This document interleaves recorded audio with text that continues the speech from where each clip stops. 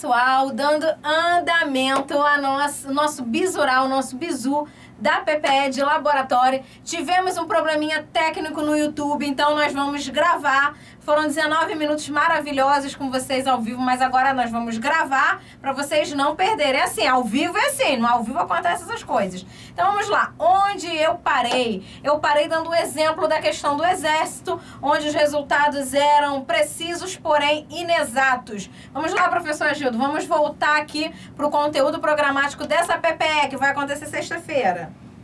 Então, olha só, voltando para o conteúdo programático, né, a gente vai passar para vocês aqui, a gente vai compartilhar a tela, tá? Pronto, tela compartilhada com vocês, segue o baile. Vamos lá, nossa canetinha, nossa super caneta. Coleta e transporte de materiais, já foi falado, eu falei sobre as técnicas de coleta e transporte de materiais, recipientes primários, secundários, terciários.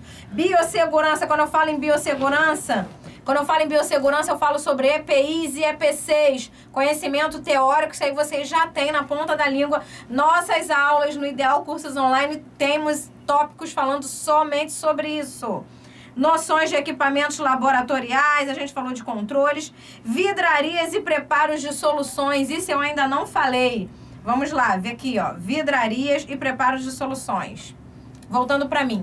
O que eu quero que vocês saibam sobre vidrarias? Primeiro, conheçam as vidrarias, um Becker, um Erlenmeyer, uma proveta, uma bureta, a finalidade, uma placa de Petri, a finalidade de cada um, uma pipeta volumétrica, uma pipeta graduada, quais são as vidrarias mais precisas, isso tudo vem na teoria. E algo que é intuição, que eu acho que pode cair porque linka duas coisas. Linka preparo de soluções e vidrarias. Vamos supor, professor, o seu chefe te deu um álcool A96?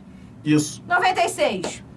Né? E quer que você prepare daquele álcool A70. Agora nós temos tem lá no seu laboratório lá aquele álcool lá totalmente que a gente compra, que se compra aí no mercado, e você precisa fazer uma diluição para transformar ele, né, em álcool A70. Como você faz isso? Então, primeira coisa, a fórmula.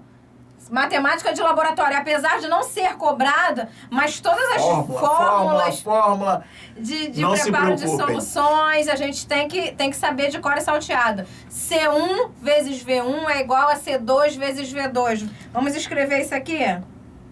Vamos lá. C1... Vamos trocar a tela para ficar legal? Quer trocar a tela? Vamos trocar aqui a tela. Eu deixei aqui para vocês, gente, ó. Bonito, uma tela em branco. E agora vamos trocar aqui a cor da caneta para ficar bem visível para os senhores. Vamos lá. Pega esse bizu aí, gente. C1 vezes V1 é igual a C2 vezes V2. Qual é a concentração inicial? 96%. V1, X. C2, ele quer um álcool a 70%, ele te pediu... Opa, 70%. E ele te pediu 100 ml. 100 ml. Regra de 3, onde você vai encontrar o X, o valor em ml, a quantidade necessária para se fazer um álcool a 70%. Agora, eu vou voltar aqui para mim, pessoal. O professor José tem uma consideração aqui, mas eu vou voltar sobre... Para você preparar essa solução, você tem que aspirar corretamente a utilização correta da pipeta, do pipetador manual, no caso uma pera. E durante a aula prática da monitoria com os meus alunos, eu percebi que eles tinham dificuldade em fazer o manuseio dessas vidrarias. Então, a técnica correta, vamos supor que eu vou usar um Becker com uma solução, a pipeta de vidro, o pipetador manual pregado, né, acima da pipeta de vidro. E nós temos 5 dedos, né, em uma mão. Os 2 dedos de baixo, você segura a pipeta de vidro. Vamos pegar aqui um exemplo. Segurando a pipeta de vidro aqui, com os 2 dedos. Com os outros 3 dedos, eu manuseio a minha pera. O botão de aspirar, o botão de expelir, o botãozinho de... Botãozinho não, né? A bolinha, né? Que a gente fala de sair a última gotinha. E aqui eu tô segurando a minha pipeta de vidro. Por que eu tô falando isso? Parece óbvio, mas na prática não é. Na prática a gente observou que eles seguravam o pipetador manual com a mão direita. Com a mão esquerda, eles seguravam a pipeta de vidro e embaixo ficava o Erlenmeyer ou o Becker ali, ó, balançando. Não, não é assim. Isso não é caldeirão, tá, gente? Não é caldeirão. Então, assim, tô segurando, fiz o apoio, tô manuseando a minha pipeta. Aqui tem o Becker, né, com o meu líquido, eu faço aspiração, isso na altura do ponto de vista do observador. Por quê? Para que não ocorra o erro de paralaxe. Que erro é esse? Você precisa aspirar 5 ml. Se eu estou abaixo do meu ponto de observação, o menisco vai estar em posição diferente. Vamos falar sobre menisco? O que é menisco? Importante para a técnica correta de pipetagem. Temos aqui, ó. Vamos fazer aqui, quer fazer na tela? Pra um ver melhor? Então tá bom. Pera aí, vamos lá, gente. Deixa eu mudar aqui. Não precisa apagar não, professora. Não. Pode, não precisa apagar não. Coloca aqui de novo o que a senhora escreveu para que os alunos possam ver. A gente vai compartilhar a tela já com vocês, tá, gente? Isso, é estranhíssimo aqui. Só a gente vai compartilhar essa tela com vocês. Uma coisa muito importante, na hora... Estranho. Tá, peraí, vamos apagar então. A professora Ilivana já apagou, a gente vai apagar aqui a tela e eu vou compartilhar essa tela com vocês, tá, gente? Para quê? Para que você tenha real noção do que está acontecendo. Pronto. Trocou a tela, vamos lá. Troquei a tela, vamos lá. Essa aí. Tenho aqui uma pipeta. 5 ml, exemplo.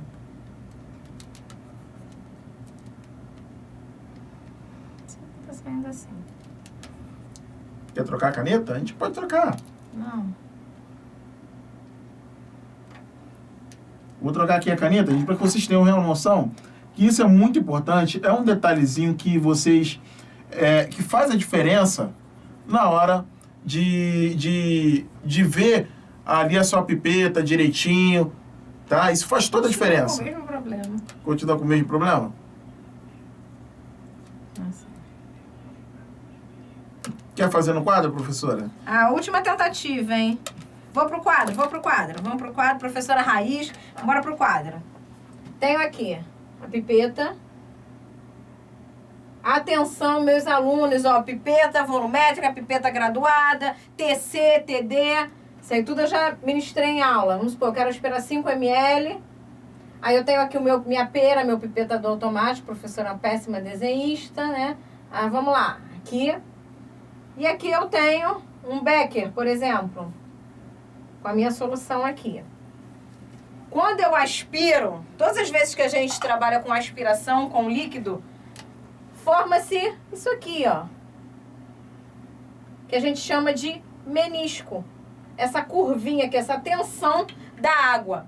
Então, quando a substância for incolor, até onde eu aspiro? Como eu já falei, no ponto de vista do observador, eu vou aspirar, eu falo para os meus alunos que o meu bumbum aqui do menisco vai ficar encostando, tangenciando a graduação necessária. No caso aqui, 5 ml.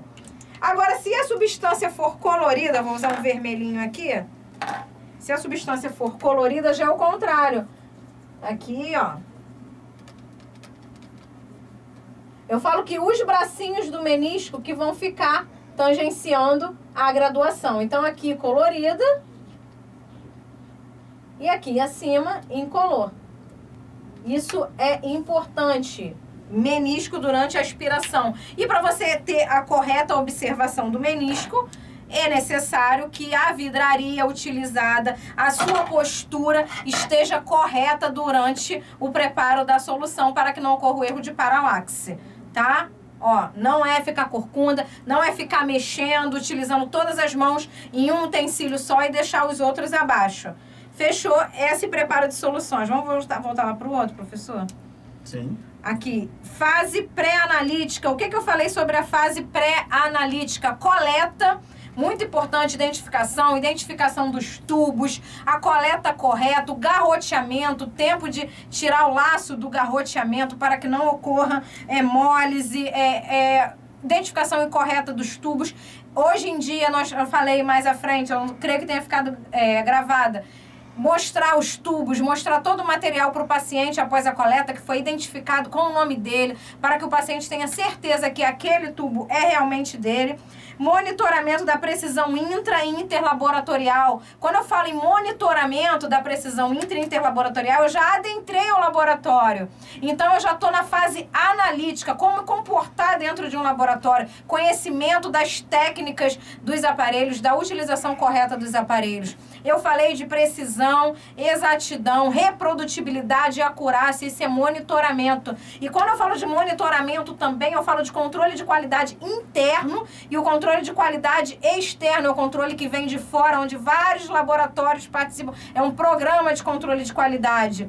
Controle intra e interlaboratorial, se eu falei sobre isso, se eu tenho o mesmo aparelho dentro de um mesmo hospital, um laboratório principal, um laboratório de emergência, por exemplo, a glicose que deu 90, 91, 92, tem que dar 90, 91, 92 no outro laboratório também. Isso faz parte da precisão, da reprodutibilidade. E o interlaboratorial, vários laboratórios, às vezes, na maioria das vezes, de uma mesma rede, participando, conversando, falando a mesma língua, fase analítica, controle de qualidade sempre. Aí eu falo da resolução, eles pedem aqui, ó, vamos voltar? A resolução, vamos botar a canetinha aqui. Marca texto,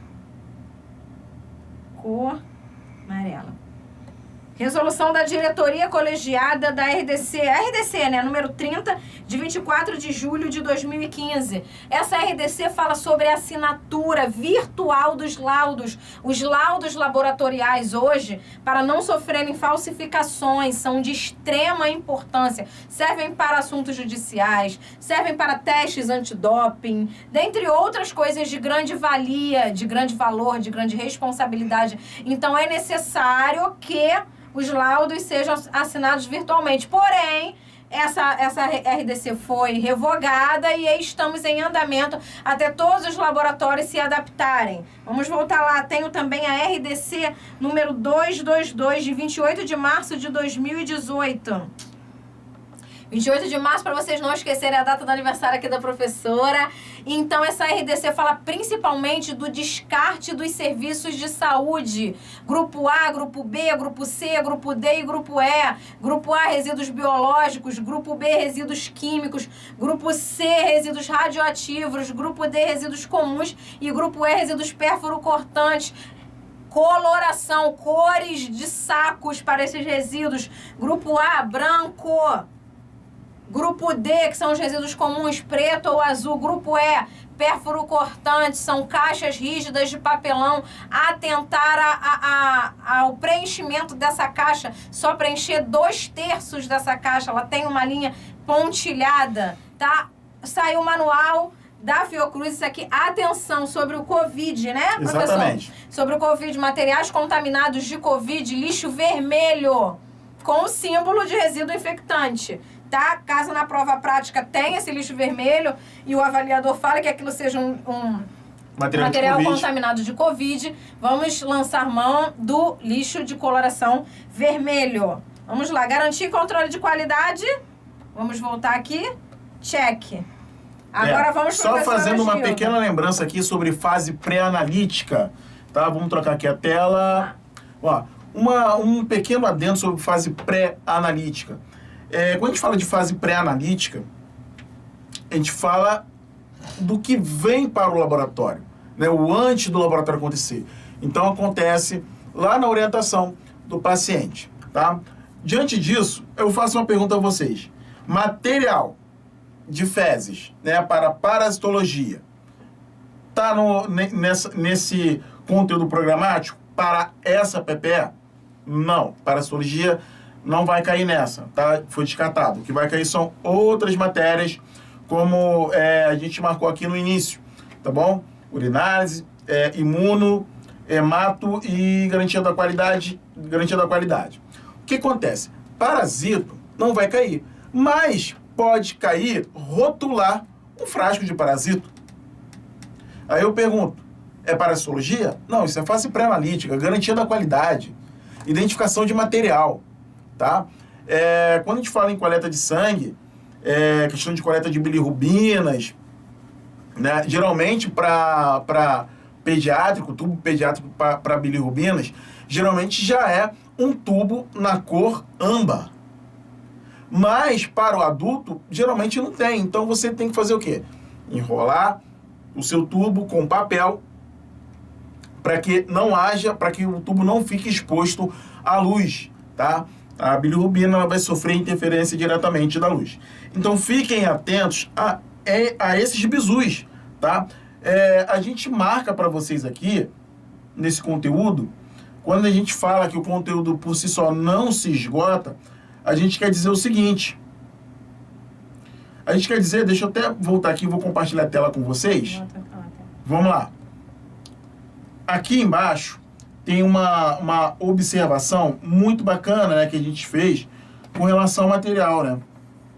Não se limita ao que está escrito nu e cru no seu material. Como, por exemplo, o que eu falei agora, da questão de rotular um frasco, que não está no programa, como parasito, como microbiologia, mas você pode sim identificar um SUAB, você pode sim ter que transportar um SUAB, tá? Isso não é micro, isso é garantia da qualidade do seu material. Fase pré-analítica, tá bom? Então, diante disso, a gente tem que ter a real noção do que o seu edital está pedindo. E é esse o nosso objetivo, orientar de acordo com as nossas intuições, né? Intuição não é uma intuição de louco, é uma intuição direcionada para o conteúdo com o tempo que os senhores têm, que é de 15 minutos para realizar a prova. Tá bom? Vamos voltar aqui, ó. O candidato deverá trazer um jaleco para a realização da prova. Eu já falei mais à frente sobre os adornos anteriormente, sobre os adornos e tal, e em relação ao jaleco, gente, interpretação do edital já faz parte da prova. Não adianta chegar lá sem jaleco, tá? Isso é só um bisu rápido. Agora vamos embora para a matéria, bora correr aqui que temos ainda muita coisa para falar. Vamos para imunologia. Vamos aqui. Imunologia, professor Agildo. O que a gente vai falar sobre? Voltamos aqui. Imunologia. Vamos lá, eu gosto de fazer estrelinha. Vamos lá, professor Agildo. Vamos lá, sobre imunologia, a gente vai falar, vai tocar nas questões relacionadas, tá, a técnicas utilizadas. Deixa eu trocar aqui a tela para vocês, rapidinho, para falar diretamente com vocês. Vamos lá, tô aqui, oi. Então, a gente vai falar justamente sobre fundamentos em imunologia, as principais reações imunológicas. Quando a gente fala em principais reações imunológicas, a gente vai pensar em quê? Teste rápido, o princípio de um teste rápido, que princípio ele foi utilizado, cromatografia, entendeu? Então, esse tipo de cuidado, de atenção que os senhores devem ter. Falar em sistema, né, imunológico, não sei sobre sistema imunológico, a prova é prática oral. Então, os senhores poderão ser perguntados sobre uma determinada questão técnica. Posso fazer um adendo, professor? Sim. Essa prova, a natureza da prova da PPE de SLB sempre foi uma natureza de prova prática, totalmente prática. Candidato, execute a técnica tal. Candidato, faça o esfregar sanguíneo. Candidato, pipete. Candidato, que célula é essa? Porém, no último ano, por conta do Covid, eram muitas coisas perguntadas, passadas slides e perguntadas. Então, como nós não sabemos como será esse ano, nós estamos cercando entre teoria e prática. A teoria você já tem, que vocês já foram aprovados, então agora é só garantir a prática. Unir o que você já tem, o conteúdo todo, zipar, compactar e aplicar na prova prática. Sim, voltando ao meu raciocínio. Com relação ao sistema, noções sobre o sistema imunológico, os senhores poderão ser indagados sobre imunoglobulinas, IgE, IgG, IgA, IgM, IgD, tá? Todas essas imunoglobulinas que acabaram ganhando destaque por conta da Covid-19. Tá? Então, é um assunto que está fervilhando e isso pode sim ser uma forma de ser cobrado ali na hora de uma pergunta. Vamos chegar um pouquinho mais para cá, que eu quero você perto de mim. Vamos lá. Então, isso pode ser cobrado durante a sua prova. tá? Então, perguntar sobre o que tipo de IgE é envolvida, ou IgG, isso faz parte da prova, ser questionado oralmente sobre uma determinada técnica, tá? Os principais tipos de reações, quando a gente fala aqui, deixa eu trocar aqui a tela novamente, vamos lá. Quando a gente fala sobre os principais tipos de reações, olha, empregados e as patologias associadas, o que isso quer dizer, gente? Tem um pouco de automação aqui. Por exemplo, técnica da ELISA, Imunofluorescência. Ensaio imunoenzimático, quimioluminescência, tá? Isso pode ser perguntado. Como é que funciona? Que tipo de ELISA é? Competitivo, direto, indireto, isso faz parte. Quando a gente fala de quimioluminescência, partículas envolvidas, tudo isso é automação, mas é imunologia. É noção sobre técnicas e reações sorológicas empregadas com automação. Com relação à bancada... Eu aposto em imunocromatografia, professor. Aposta? Eu também estou com a intuição aqui de imunocromatografia que vai cair alguma coisa disso, hein? Vamos lá. Com relação à bancada, o que mais é sugestivo, segundo a nossa intuição, é sobre VDRL, tá? E teste rápido para beta-HCG. Covid. Bom, Covid eu acho um pouco provável de ter algo técnico sobre Covid por questão da pandemia. Mas é uma coisa... Dengue, pode cair uma dengue, teste rápido para dengue. Todos os testes imunocromatográficos. Aí eu pergunto aos senhores, beta-HCG, Covid, dengue, são patologias diferentes, agentes etiológicos diferentes, detectados, né, os anticorpos detectados por uma mesma técnica. E Imunocromatografia. aí eu aposto na qual material utilizado, é necessário que vocês tenham na ponta da língua quais são os tipos de materiais que podem ser utilizados, como é realizado a técnica, solução tampão, como é empregada, para que serve a solução tampão, o que tem impregnado no cassetezinho do teste de imunocromatografia. E outra técnica também, mais à frente, eles colocam noções básicas... Opa, apagou aqui. Ih... Será que tá gravando, gente? Tá sim. Tá gravando, vamos lá. Tá gravando. Vamos lá, porque já deu um problema aqui. Noções básicas de execução, técnicas manuais. Eu aposto na técnica de VDRL. O que eu aposto? Depois o professor vai explicar aqui. Mas eu aposto, a minha intuição é... Técnicas de VDRL, utilização da placa escavada de Klein, utilização correta, a técnica correta com diluição... E aí você tem que saber todas as diluições, 1 para 1, para 2, 1 para 4, para 8, para 16 e por aí vai. E aposto também que de um candidato para o outro, um candidato vai diluir até 1 para 4. O outro continua de 1 para 4 em diante. Então você tem que saber a técnica correta, porque se você contar com maçã, você contar com laranja, não.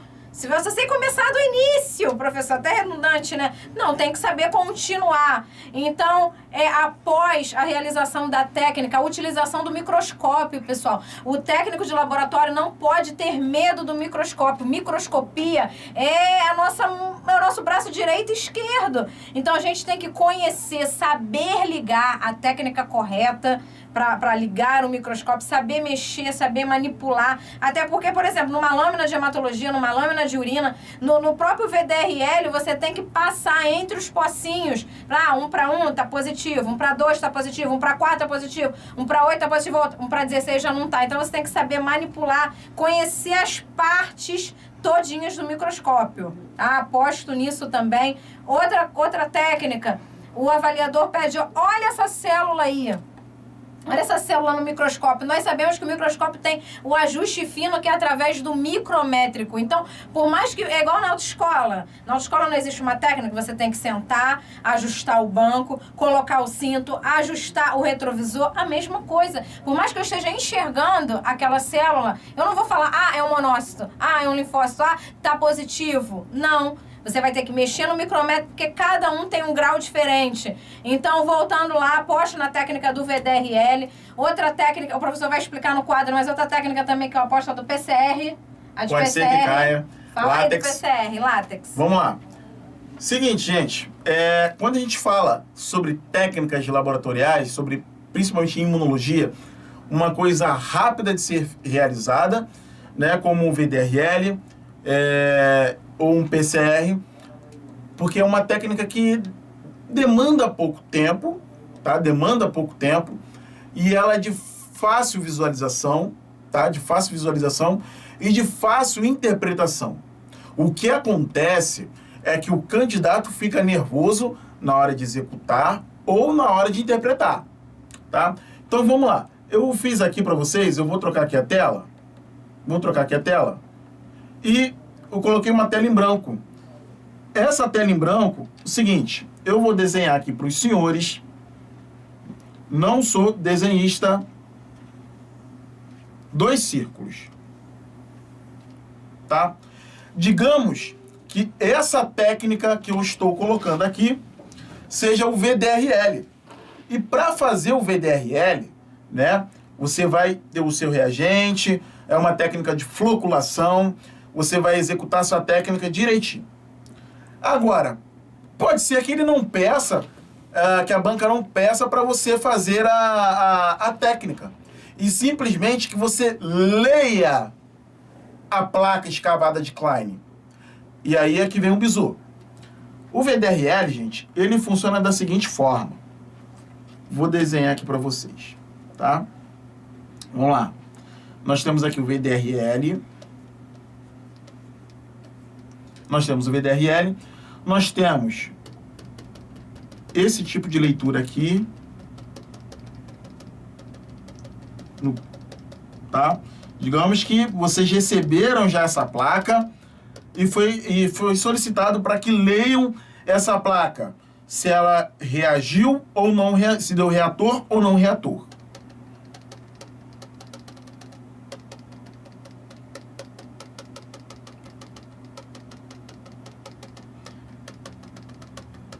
Estou aqui desenhando para vocês. Tá? Isso tudo faz parte de um treinamento de muito tempo. A gente tem essa experiência em laboratório e a gente está aqui justamente para passar para vocês como deve ser feito, para que vocês fiquem tranquilos na hora de fazer a prova. Vamos lá. O que eu fiz aqui para vocês?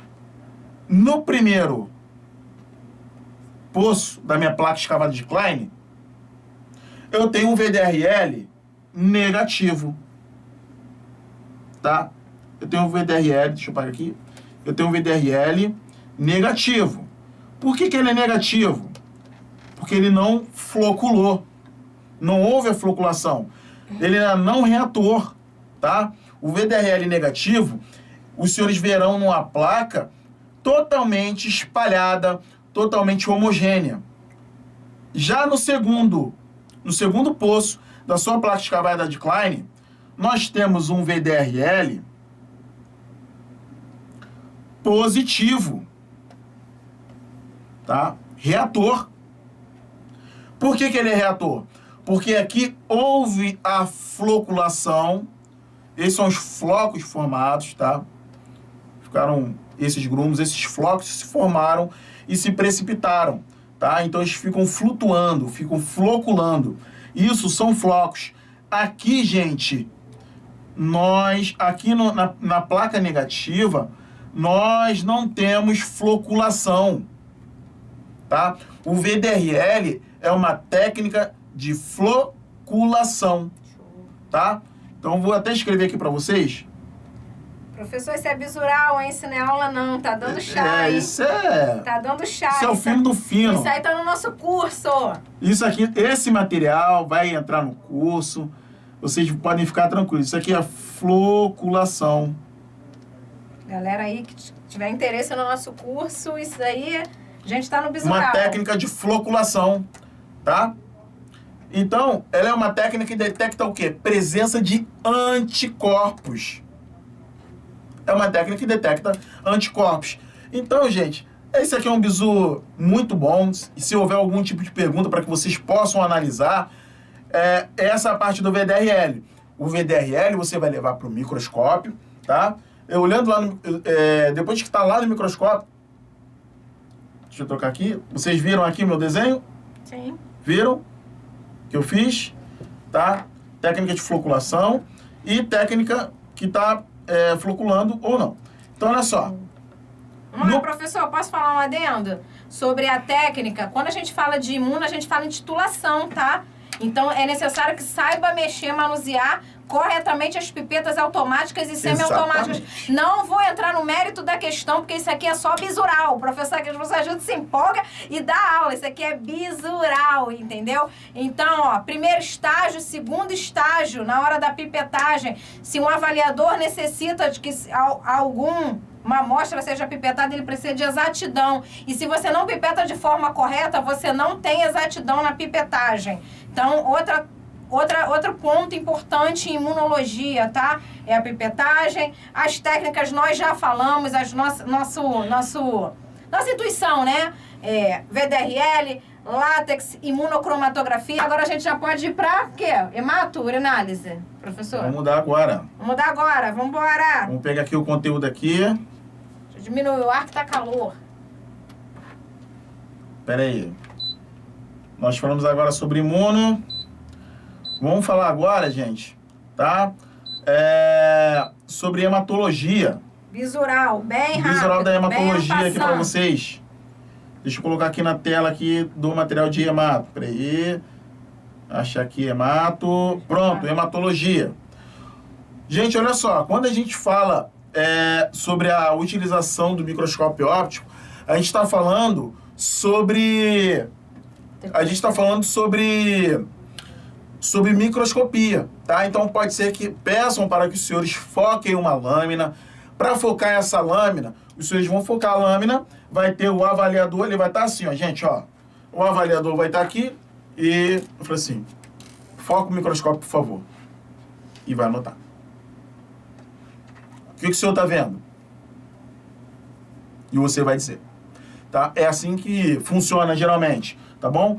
Então é uma coisa bem informal, né, técnica. Não, Formal, técnica, os senhores vão ter que executar, né, a sua microscopia, focar uma lâmina. Aí o seguinte, focou a sua célula lá, você vai identificar a célula e falar para o avaliador. Ou, caso não tenha que focar uma célula, caso não tenha que olhar o microscópio, ano passado parece que o pessoal não focou no microscópio, né? Foram slides passados. Os senhores deverão, assim, ter o seu conhecimento das células hematológicas. Lembra lá, leucócitos, no caso, os neutrófilos, tá bom? Segmentados, bastões, mielócito, metamielócito, linfócito, eosinófilo, basófilo, monócito. Todas essas células, os senhores vão ter que identificar... Linfócitos reativos. Todas essas células vão ter que ser identificadas. Vou passar a palavra para a professora Elivânia. Alguma colocação? Em relação ao microscópio óptico, como eu já falei, já tinha falado, é importante. Um ponto lá de imunologia, que eu não sei se a gente falou no outro vídeo, mas eu vou citar, há muitas técnicas imunológicas são para detecção de ISTs, infecções sexualmente transmissíveis. O termo em desuso é DST, tá? Não se fala mais DST.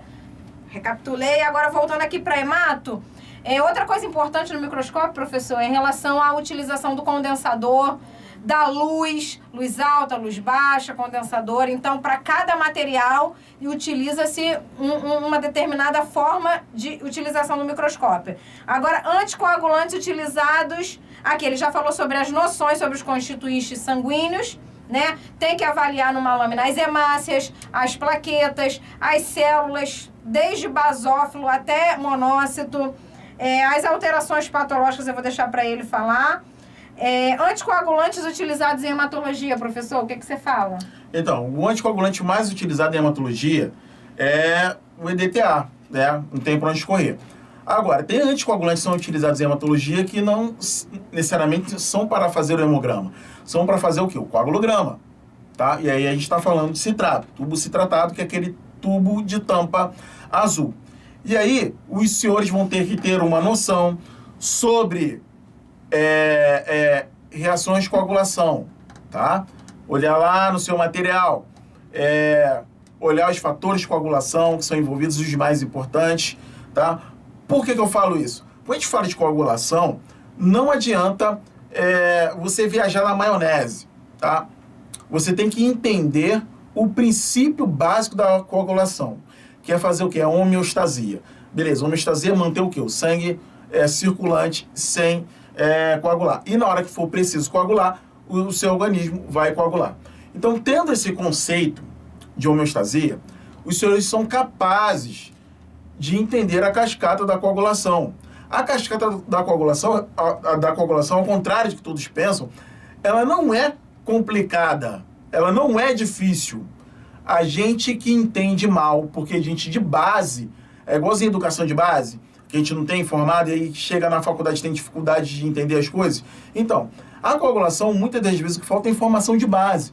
Quando você entende a sua informação de base, você entende a cascata de coagulação, tá? Olhar os fatores, o fator 7, que é muito importante, o fator 10. Fiquem atentos a esses fatores de coagulação, tá? Outra coisa importante, quando a gente falar aqui em alterações patológicas nas células, a gente está falando não só das alterações patológicas nos leucócitos, que podem acontecer, tá?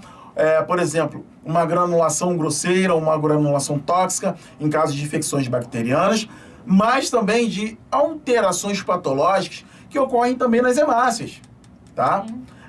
Aí você vai ter alteração na morfologia da hemácia, nas alterações hematológicas na série vermelha. Codócitos, hemácias crenadas, anemia falciforme, você vai ter o drepanócito, ou seja, a hemácia em foice. Falando em hemácia em foice, aí a gente já puxa um gancho aqui para a eletroforese de hemoglobinas. Qual é o princípio básico da eletroforese de hemoglobina? Ou seja, o princípio básico é o seguinte, gente. Eu vou colocar aqui, vou compartilhar a tela com vocês, tá? Rapidão, para a gente desenhar rapidão aqui para vocês. Falando, geralmente a eletroforese, ela é feita em meio, tá? Deixa eu colocar aqui. Geralmente a eletroforese ela é feita em meio alcalino, em pH alcalino. Então você vai ter lá uma cuba, um anodo, um cátodo. Você vai ter um polo positivo, vai ter um polo negativo, onde o material vai ser introduzido, né, naquele papel de acetato de celulose. E a hemoglobina, quando faz a eletroforese, ela vai correr esse caminho. Então, olha só, tem duas situações que podem acontecer na eletroforese. Ir do polo negativo para o polo positivo, e vir do polo positivo para o polo negativo. Isso porque cada molécula vai ter uma carga elétrica, tá? Ou elas podem ter a tendência a ficar paradas um pouco mais no meio, ou seja, um ponto isoelétrico, tá? Isso vai depender da carga da hemoglobina. Então, à medida que ela vai migrando de um polo para o outro, você vai ter lá as suas bandas detalhadas na sua eletroforese. Isso aqui que eu passei para vocês é o basicão de uma eletroforese de hemoglobina. Mudando a tela para mim, deixa eu voltar aqui no cronograma, falar sobre hemato. Grupo sanguíneo, fator RH. Professor, voltando sem querer te interromper, Sim, mas já te interrompendo, sobre os valores de referência, tá? Na ponta da língua. Valores de referência em hematologia. Vamos lá, imunemato agora, fator RH. Principal técnica, professor. Vamos lá.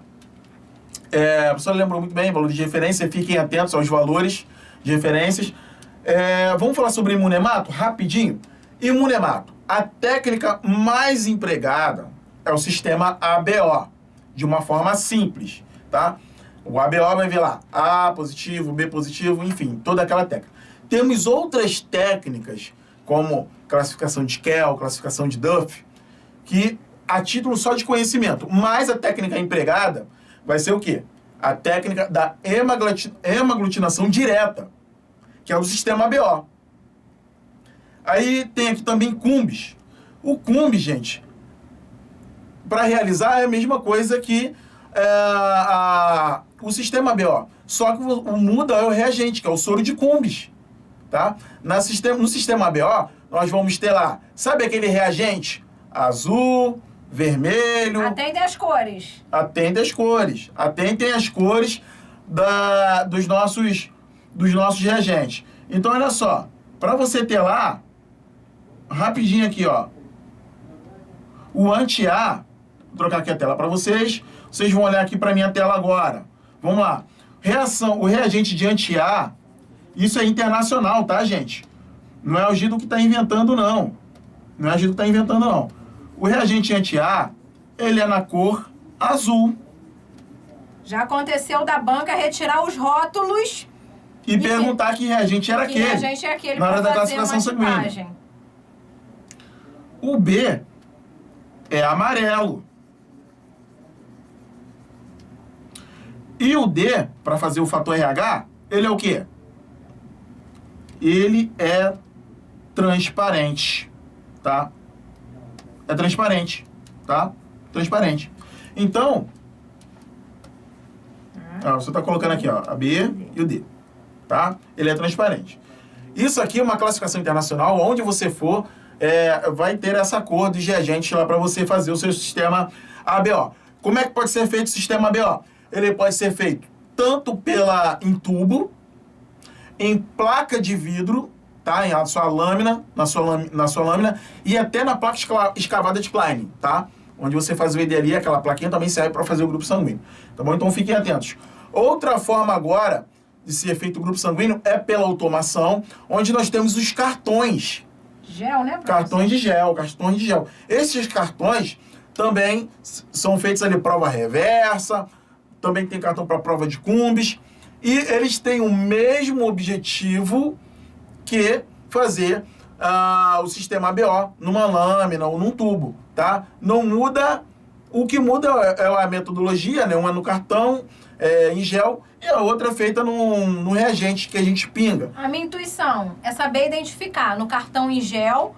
O pessoal que fez monitoria com a gente está sabendo identificar qual é o resultado, tanto em lâmina, como em placa, e tanto no cartão em gel. Então, se você ainda não sabe, dá uma procuradinha no seu material de apoio, porque eles podem, de repente, eles não peçam para empregar a técnica, mas eles já podem estar ali com o resultado para interpretar aquele resultado. Então, essa é a nossa dica de imunemato, né, professor? Já falamos de eletroforese, agora urinálise para findar. Os cristais. Urinálise, o que a técnica, o principal da urinálise é elementos anormais, sedimentoscopia. Preparar uma urina, quando você recebe uma urina de um paciente, além de todos os fatores de identificação, o que você faz? Passa a fita, o que significa cada item da fita, cada anormalidade naquela da fita, associações patológicas com as anormalidades, um nitrito positivo, pode ser o quê?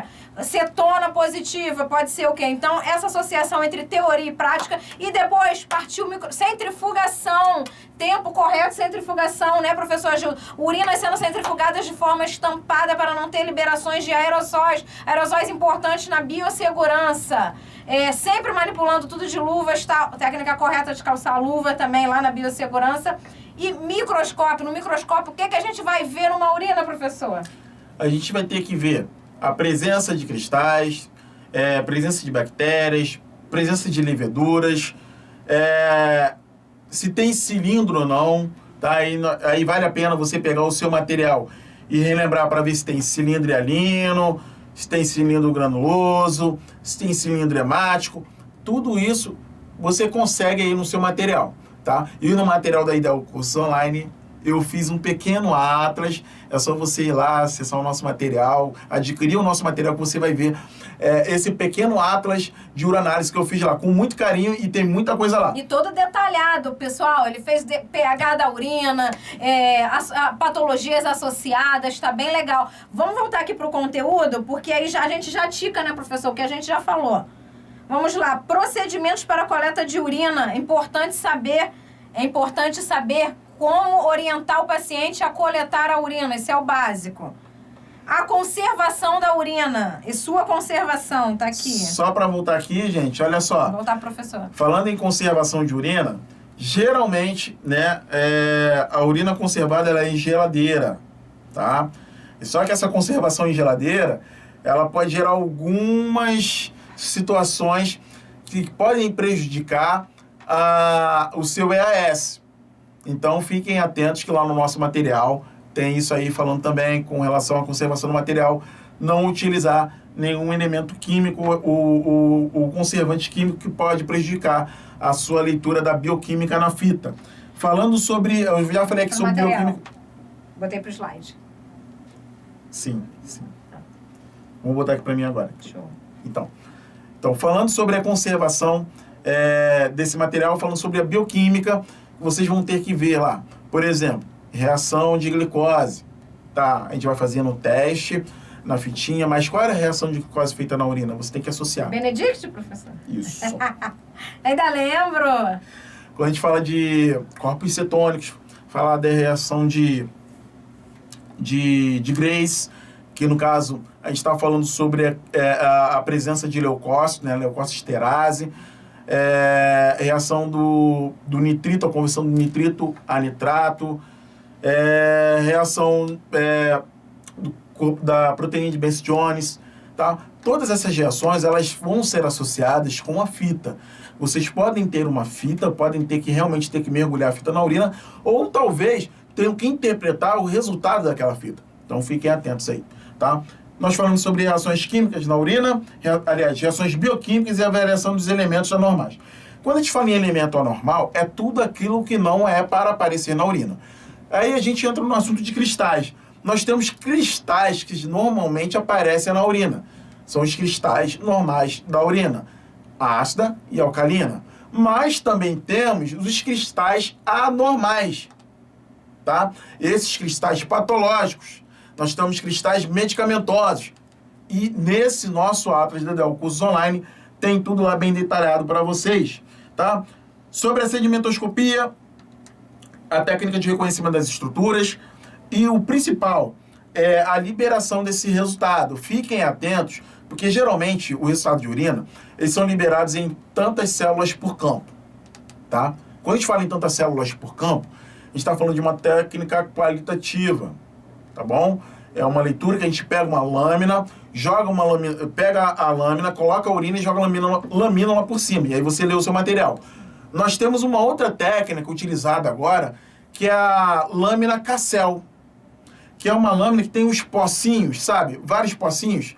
Ali são 18 poços, mas você só vai ler 9. Você vai contar esses poços e depois multiplicar por 1000. Então fiquem... A gente chama de fast read. Fast read, isso, Leitura exatamente. Rápida. Leitura rápida. Porque você não troca, não vai preparando várias lâminas. Você coloca, tem um espaço para cada paciente ali, em uma única lâmina, e a gente vai só mexendo no microscópio, urina 1, ok, liberou. Urina 2, ok. Bem legal essa técnica aí. Uma pegadinha que me ocorreu aqui, que podem falar para vocês com relação a... Deixa eu só trocar aqui. Botei já. Uma pegadinha que pode acontecer é isso aqui, o exame físico superficial da urina. Hoje, atualmente nós falamos isso aí em cor, aspecto da urina, se está turva ou não está turva, cor amarelo claro, amarelo citrino. A gente não faz mais odor, tá, gente? Você já fez odor? Isso antigamente. Sui generis, eu também fiz. Nós cheirávamos a urina para ver se tinha um odor sui generis, odor amoniacal, né? Isso é coisa do passado. Fétido. Fétido. Então, hoje a gente não faz mais isso, tá? Já foi comprovado que isso dava muito problema. E a gente não faz mais isso. Então, assim, fiquem atentos para poder fazer essa pegadinha. E o odor? Vocês falam, hoje a gente, por segurança biológica, pela prática da segurança biológica, a gente não faz mais odor da urina, tá bom? Então, fiquem atentos a esses bizus. Peguem o material de vocês. Deixa eu riscar aqui, ó. Vocês tiveram uma sorte enorme. Esse material vai ficar gravado. Vocês tiveram uma sorte enorme em ter essa PPE, tá? Esse bate-papo para troca dessas informações. E toda dúvida que vocês tiverem, encaminhe aqui para ir dar o curso online. Professora Gildo, professora Elivane, nós teremos o prazer em respondê-los e ter vocês no nosso time, no time dos aprovados futuros sargentos da aeronáutica. Bom, minha última consideração, pessoal, vamos atentar às técnicas de biossegurança. Lavagem de mãos, tá? Eles podem pedir para que lavem as mãos em tempos de Covid, em tempos de pandemia. Não existe técnica mais importante que a lavagem das mãos. Então, vamos atentar à técnica de paramentação, lavagem de mãos, além de todas as técnicas analíticas, tá? Como o professor falou, a gente só fez um bisural, né? Ele queria falar muito aqui, queria falar, só que ia ficar muito extenso, a gente sabe que as pessoas ficam com dificuldade de reter a atenção, então, todo esse material a gente tem no nosso curso, no @Ideal Cursos Online, que é o preparatório para a EAGS-SLB, que eu falo que como conteúdo programático de laboratório para aeronáutica, ele é tão grande que ele acaba contemplando a maioria dos concursos públicos, porque de repente você vai acrescentar nos outros concursos uma legislação do SUS, um biomol, biologia molecular, mas o básico, o feijão com arroz, a cesta básica de laboratório, a gente está aqui oferecendo a vocês. Então, entrem lá no Ideal Curso Online. E qualquer dúvida pode entrar no meu Instagram, é @Elivane_Vilardo. E eu estou aqui, o professor Agildo também, para oferecer o melhor que a gente tem para vocês. Boa prova para quem vai fazer, para quem está se animando, já vai pegando já... Ainda tô falando? Você saiu, tô falando. Vai pegando já o bizu, já vai aquecendo para a prova e vamos tentar, vamos conseguir, tá? Um beijo a todos e excelente fim de dia. Bom, a minha consideração final é que eu espero realmente que vocês estejam trabalhando comigo em algum laboratório da Força Aérea Brasileira. Então, até a próxima. Futuros aprovados do EAGS-SLB.